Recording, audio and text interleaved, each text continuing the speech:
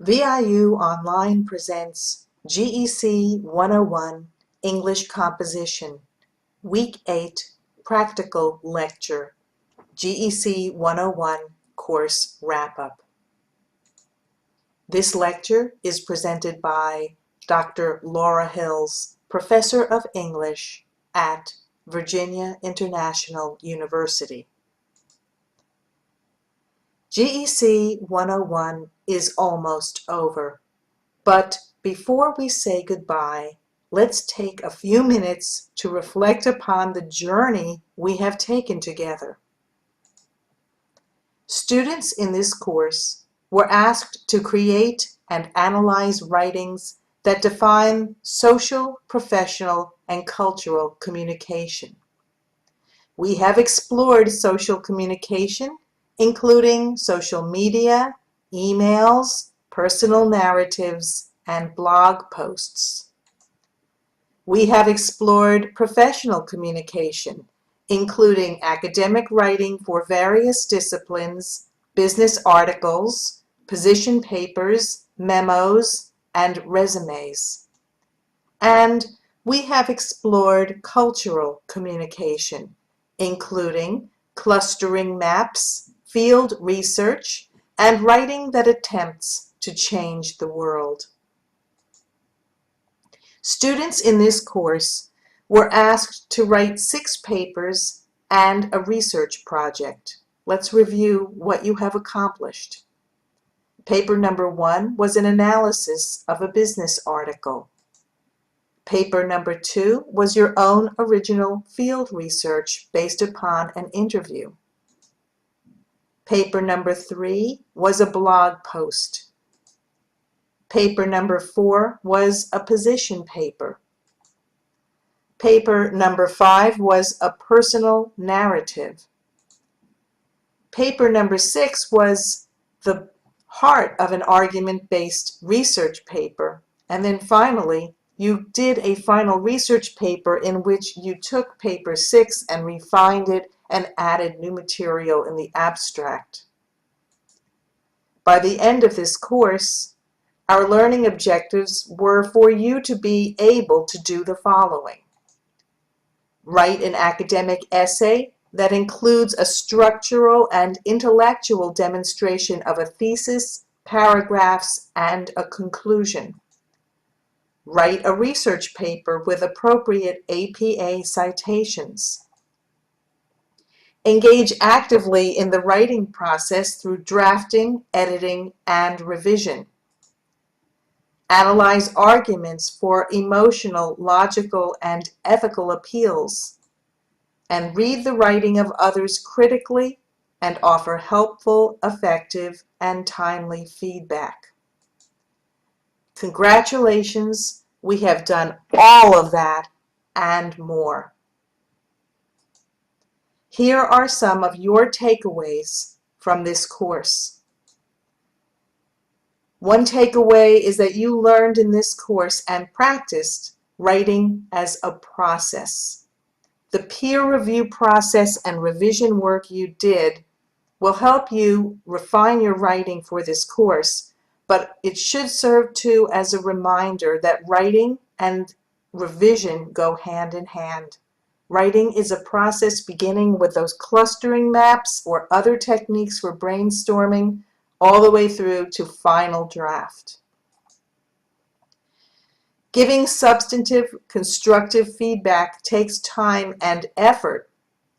We're sure that you have learned that through peer review, it does take time and effort. Well worth it, but not something that you can take lightly. Another takeaway. Receiving substantive, constructive feedback on our writing can make us better writers. And we hope that that process of peer review has made you look more critically at your own work and improved your writing this term.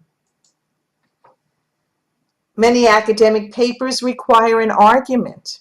And you will recall we had a lecture about argument and focused quite a bit on what is required in an academic paper. By now you have a much better understanding of what lies ahead in the rest of your academic work.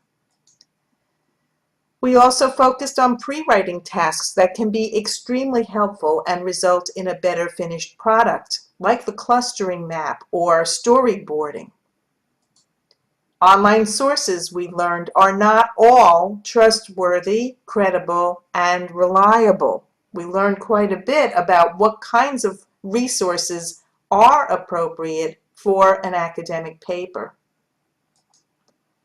And as you know, we learned that APA style requires scrupulous attention to how we use sources and format papers. And you got some practice in that this term. We also explored the difference between formal and informal writing. And we had assignments of both kinds. On the informal side, we did a blog post, as you will recall. We also explored how PowerPoint is often misused and why. And as you head into the rest of your academic and professional career, we hope that you remember some of the tools that we gave you in crafting good PowerPoints, in writing effective PowerPoints and using them well in presentations. We spent some time exploring how our values and assumptions influence our communication, how each of us has a lens through which we look at the world, even though we may not be aware of that lens. And that we must be mindful not to offend our reader with our choice of words, that we are sensitive to words that have meanings for gender, race, ethnicity, nationality, and so forth. We also talked about improving your vocabulary by looking at root words, because the more words we know, the better. And we also discovered that working to correct one grammatical error at a time is effective. Trying to correct 22 at once, not so much.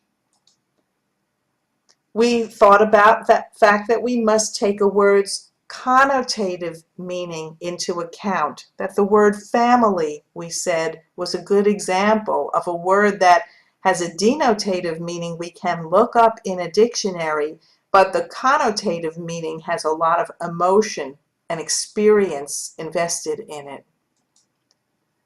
We found that there are 3 types of language ambiguity that will make us much more sensitive in our writing, and these are phonological, where the sound system is the same. Remember our example of I'm going to Eatontown versus eat in town. That there are grammatical confusions and ambiguity. I saw the woman with a telescope. And semantic, where we have all kinds of things we mean but don't say them in direct fashion. We discovered also that language tends to be polarized, thin, fat, hot, cold, but that as writers we can't fall prey to that. We must be precise and find better ways when the polarized words don't express our meaning accurately. We did spend quite a bit of time thinking about when we write for diverse, multilingual readers, and we explored so many strategies that are helpful in a writing situation where you know your readers are diverse. We also found that the expectations for writing vary from one discipline to another. And several strategies that we have talked about that can help us perform well on essay examinations as well. We said in this course that some of you may be writing portfolios at some point in your academic or professional life, and that portfolios of written work require a self-reflective writing component. It's not just merely showing your work, but you as the creator of it offering self-reflection. And we explored how writing can change the world, not just in an academic setting or a professional setting, but that you may find in your lifetime that you turn to writing as a way to affect change. At VIU Online, we hope that you have enjoyed this course, and we hope that you have learned to be a better writer. We also hope that you've become a more critical thinker. Remember what Sir Francis Bacon said about writing. This is what he said: "Reading maketh a full man, conference a ready man, and writing an exact man."